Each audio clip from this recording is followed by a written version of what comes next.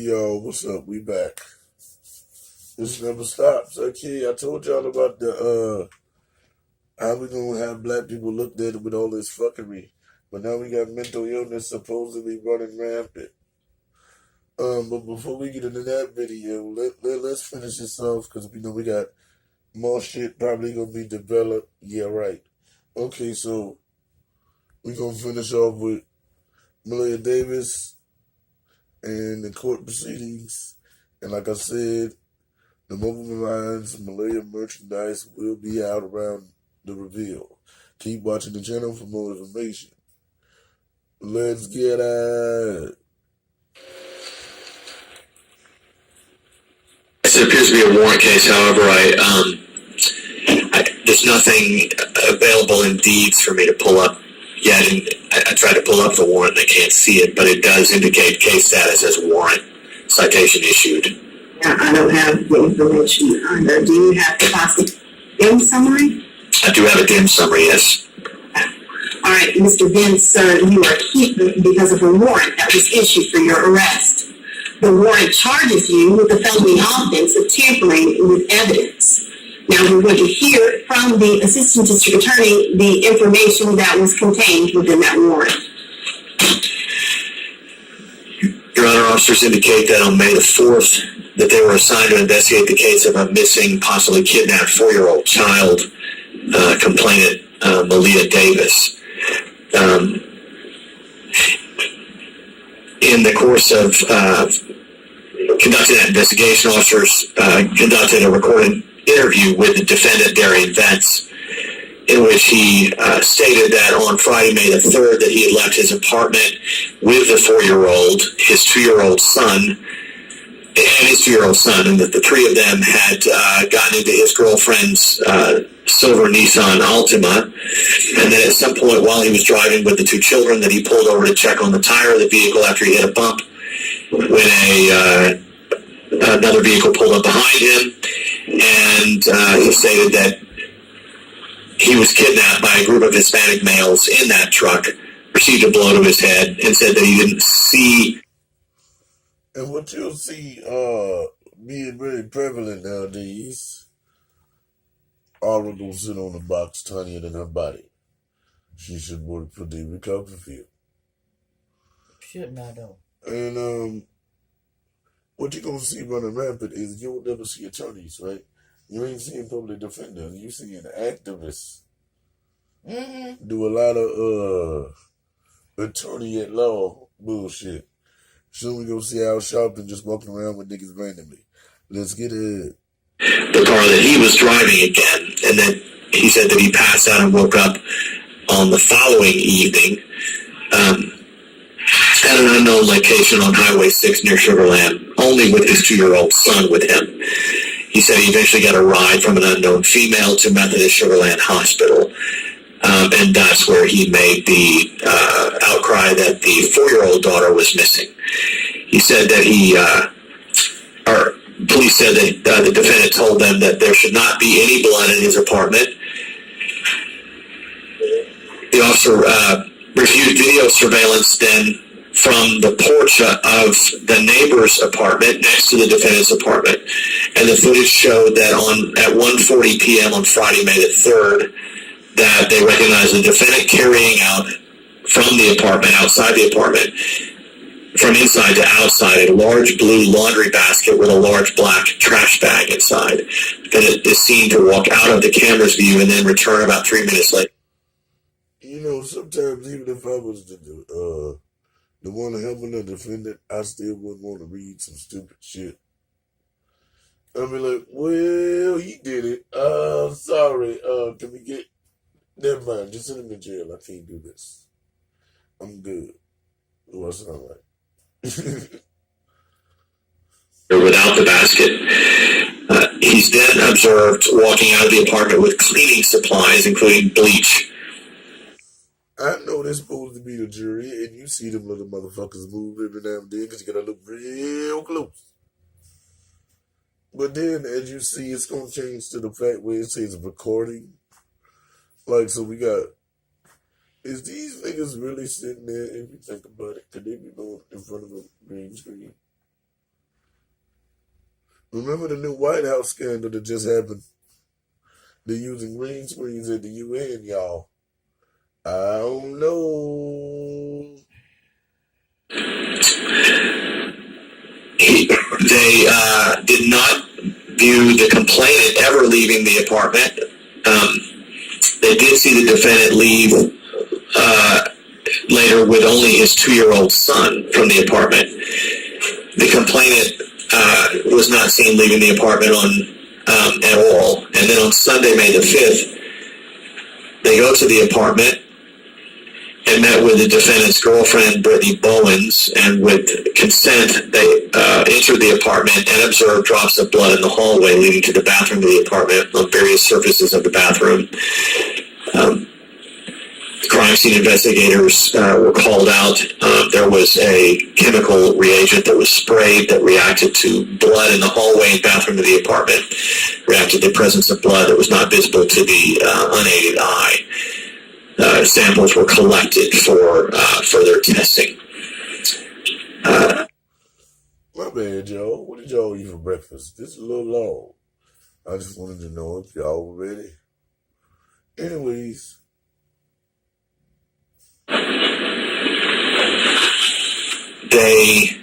On Friday, May the 10th, the silver Nissan Altima driven by the defendant was processed for evidence. There was a blue laundry basket, similar in appearance to the blue laundry basket that he's observed on the video surveillance carrying out of the apartment on the night of the 3rd.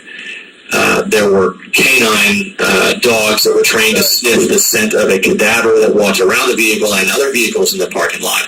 And both of the dogs reacted to the trunk of the silver Nissan that the defendant had driven and that the blue laundry basket was recovered from, indicating that the dogs were responding to the scent of human decomposition in the vehicle.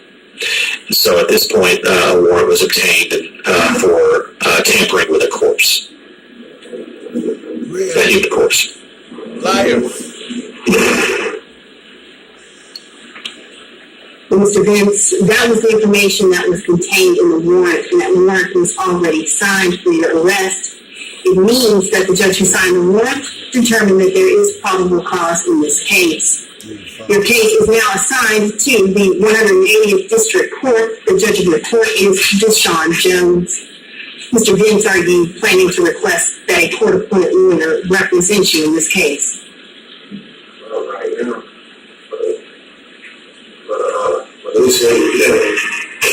When your case goes to the 180th District Court, do you plan to hire a lawyer, or are you going to request a court appointment? Hire a lawyer. Would you like for the Public Defender's Office to represent you during this bond hearing? Yeah. All right, thank you, sir. Mr. Brown?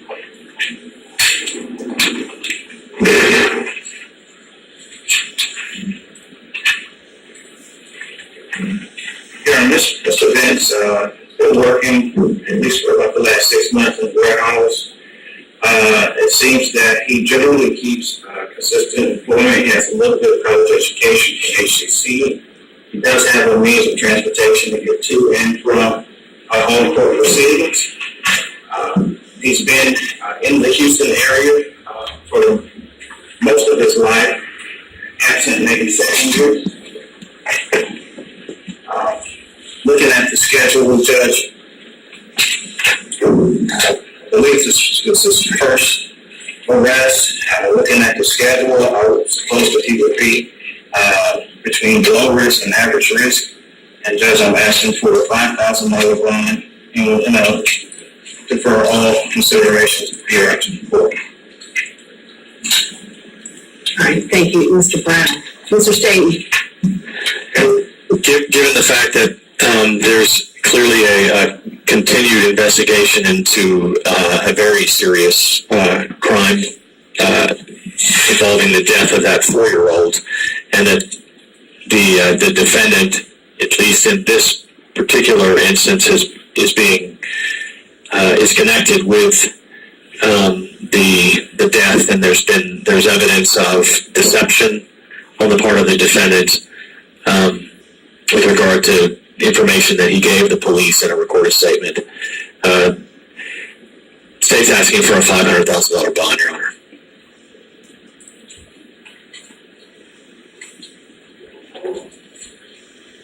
All right, thank you, Mr. Staten. All right, this court, as I'm sure everyone present in this courtroom is aware of this case, it has received much media attention, a lot of notoriety associated with this case. Partially because the complainant witness, Miss Maria, is an adorable 4-year-old little girl, and I think she's captured the hearts and attention of just about everyone in the world.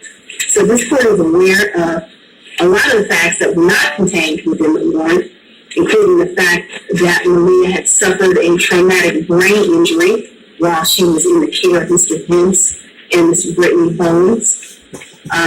The court is also aware that Maria was returned to the custody of Mr. Vince and Miss Bones despite that traumatic brain injury that she suffered. This court is aware that at some point in time, HPD was unable to locate Mr. Vince's whereabouts. So in addition to deception, in addition to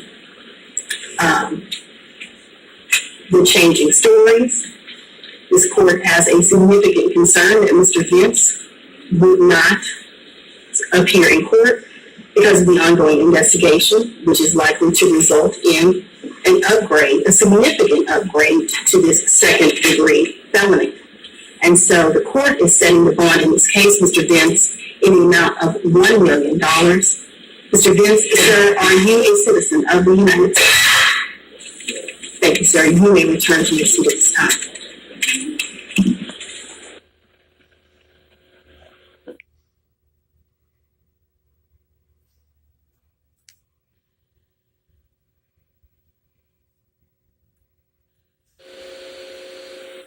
The family of a woman shot and killed by Baytown police is demanding answers about why it happened. Rochelle Choi is following the story for us, and Michelle, her family says the shooting was unjustified.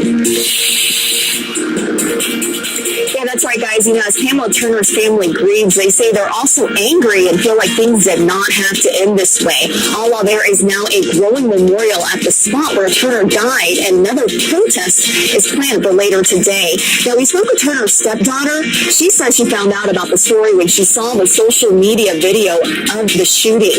Ashanta Rubin says that the 44-year-old mother of 3 and grandmother of 3 used to be a nurse until schizophrenia took over her life. Rubin says the officer who shot and killed her stepmom knew about her mental state.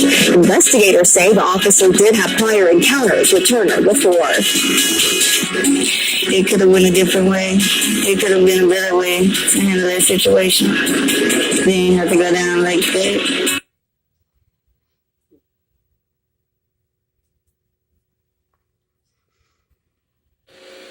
Woodlands, back to you. All right, Steph, thank you. This morning, the family of a woman shot and killed by Baytown police is demanding answers about why it happened. Rochelle Choi is following the story for us, and Michelle, her family says the shooting was unjustified. Yeah, that's right, guys. As Pamela Turner's family grieves, they say they're also angry and feel like things did not have to end.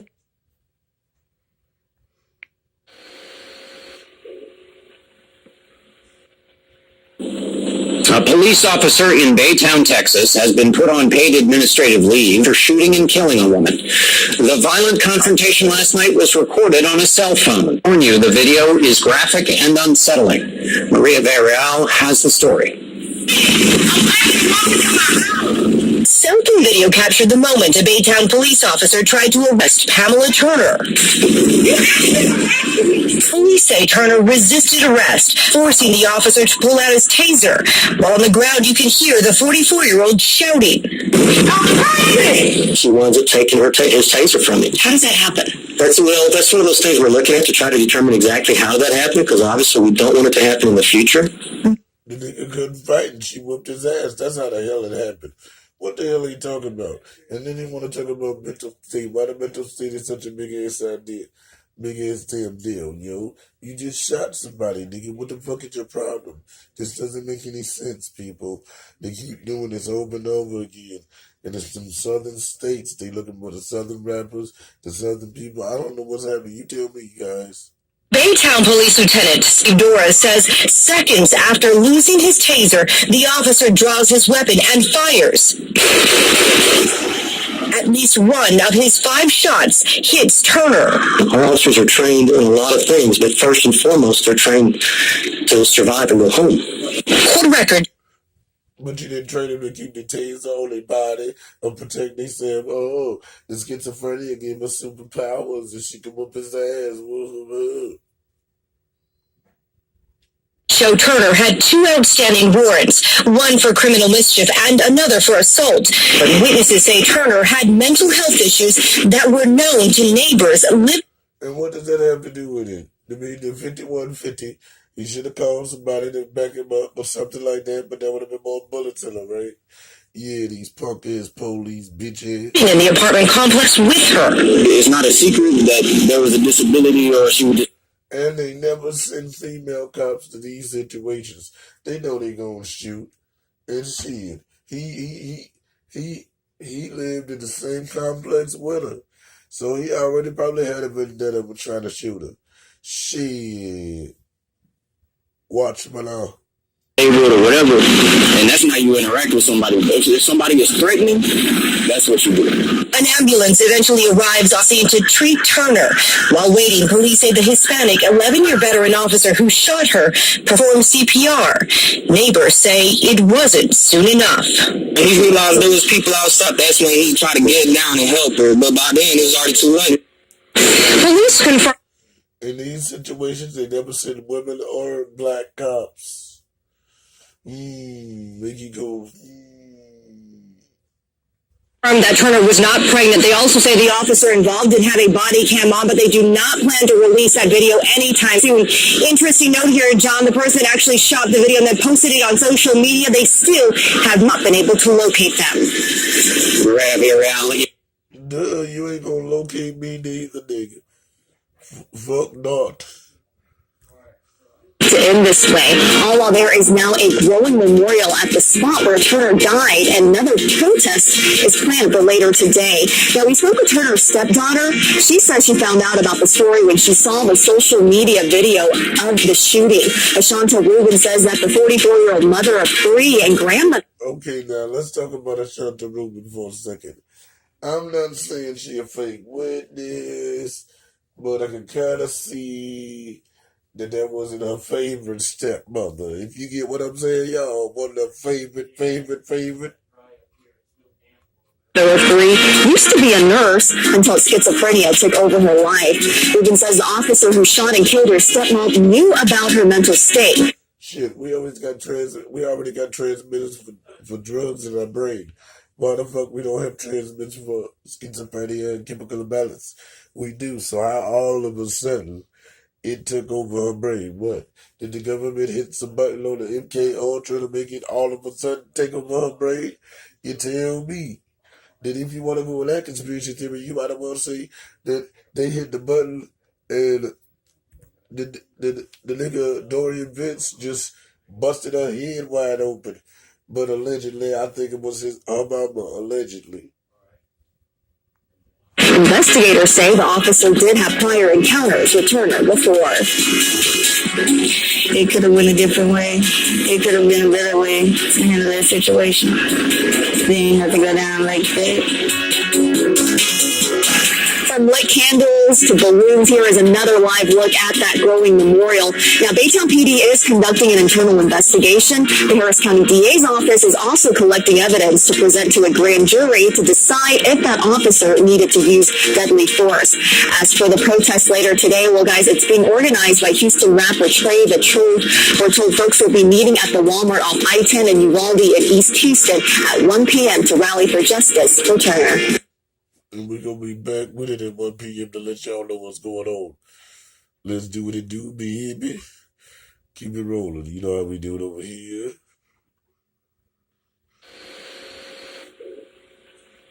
Yeah. A police officer in Baytown, Texas, has been put on paid administrative leave for shooting and killing a woman. The violent confrontation last night was recorded on a cell phone. I warn you, the video is graphic and unsettling. Maria Villarreal has the story. Cell phone video captured the moment a Baytown police officer tried to arrest Pamela Turner. Police say Turner resisted arrest, forcing the officer to pull out his taser. While on the ground, you can hear the 44-year-old shouting. She winds up taking his taser from him. How does that happen? That's one of those things we're looking at to try to determine exactly how that happened, because obviously we don't want it to happen in the future.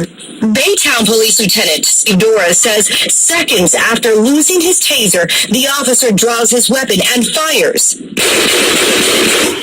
At least one of his 5 shots hits Turner. Our officers are trained in a lot of things, but first and foremost, they're trained to survive and go home. Court records show Turner had 2 outstanding warrants, one for criminal mischief and another for assault. But witnesses say Turner had mental health issues. Here we go trying to defame the person's character that's dead.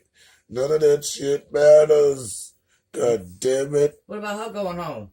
Right? They don't get no dams. They don't get no dams. That were known to neighbors living in the apartment complex with her. It's not a secret that there was a disability or she was disabled or whatever, and that's not how you interact with somebody. If somebody is threatening, that's what you do. An ambulance eventually arrives on scene to treat Turner. While waiting, police say the Hispanic 11-year veteran officer who shot her performed CPR. Neighbors say it wasn't soon enough. When he realized there was people outside, that's when he tried to get down and help her, but by then it was already too late. Police confirmed that Turner was not pregnant. They also say the officer involved didn't have a body cam on, but they do not plan to release that video anytime soon. Of course. They. Yeah. Right on.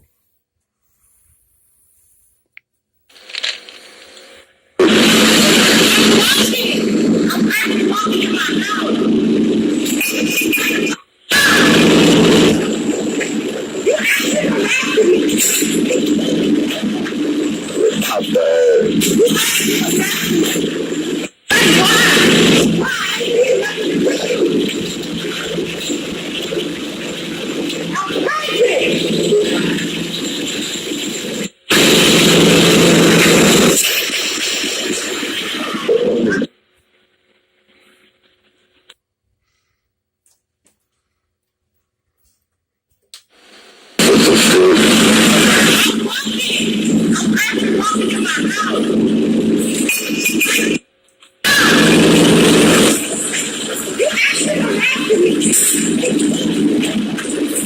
How